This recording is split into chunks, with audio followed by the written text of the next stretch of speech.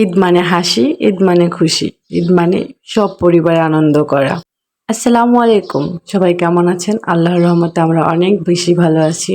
এই যে আমরা ঈদের আনন্দ ভাগ করার জন্য বসে পড়েছি দুই টোনাটুনি। মেয়ের হাতে মেহেদি দিয়ে দিয়েছি। জামাই এসেছে রাত 2টো বাজে, তাই তাকে বললাম তুমি বসো, তোমার হাতে আমি একটু মেহেদি দিয়ে দিই। তার হাতে আমি মেহেদি দিয়ে দেওয়ার পরে সে বলতেছে আসো তোমার হাতে আমি মেহেদি দিয়ে দিই। আমি বললাম তুমি পারবে না, তোমার মেহেদি দেওয়া হবে না। বললো দেও না, দেখো আমি পারবো। তারপরে চ্যালেঞ্জ নিলাম দুজনে যে যদি আমার থেকে ভালো হয় তাহলে তোমাকে একটা গিফট দিব। সে বললো আচ্ছা ঠিক আছে, দাও তোমার হাত দাও। পরে এই তো আমার হাতে সে সুন্দর করে লিখে দিচ্ছে। হাতের তালাতে আট করার পরে বলতেছে দাঁড়াও, হাতটা আরেকটু দাও, আমি আর একটা জিনিস লিখবো। তো তখন আমি বুঝিনি সে কী লিখবে। তারপরে দেখি তার নাম, আমার নাম এবং আমার মেয়ের নাম লিখে দিয়েছে। আমি বললাম এটা লিখলে কেন? বলে এটা হচ্ছে আমার ইচ্ছে, আমি তোমার হাতে সিল মেরে দিলাম যাতে তোমার হাত দেখলে সবাই বুঝতে পারে তুমি বিবাহিত এবং তুমি কার বউ সেটাও যেন মানুষ বুঝতে পারে। পরে রাতে মেহেদি দেওয়া শেষ করে ঘুমিয়ে পড়লাম। সকালবেলা উঠে একটু সেমাই, একটু নুডলস রান্না করলাম, বরকে খেতে দিলাম নামাজে যাওয়ার আগে। সে তো নামাজে চলে গেল, এদিকে আমি রান্না বান্না শুরু করে দিলাম। যেহেতু দুই টোনাটুনি সংসার, একটা ছোট্ট পুচকি আছে, তাই অল্প একটু করে গোশত রান্না করতেছি। আজকে কোনো মেহমান আসবে না বাসায়, তাই আমরা আমাদের দুজনের জন্য রান্না করতেছি।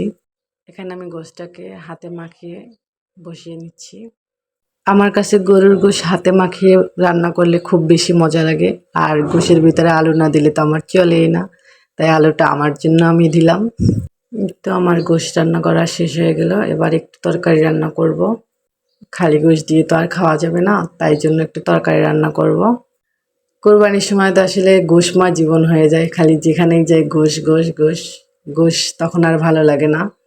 তাই জন্য আমি সবসময় গোশের পাশাপাশি একটা তরকারিও রান্না করি বা ভর্তাবাজি করি, যাতে খেতে ভালো লাগে। এই তো এখানে আমি জালি দিয়ে দিয়েছি, জালি রান্না করব মাছ দিয়ে। রান্না বসিয়ে সব আত্মীয় স্বজনের সাথে ফোনে কথা বলতেছিলাম, সবাইকে ঈদের শুভেচ্ছা জানাচ্ছিলাম। বাবার বাড়িতে কথা বললাম, সবার সাথেই কম বেশি কথা বলেছি, কারণ যেহেতু দূরে আছি সবার কথা খুব বেশি মনে পড়তেছে, জন্য সবার সাথে ফোনে কথা বলতেছিলাম। এখানে এই তো আমি কিছু ভর্তাও করে নিয়েছি, ভর্তা দিয়ে ভাত খাবো, পোলাও খাবো, তাই জন্য।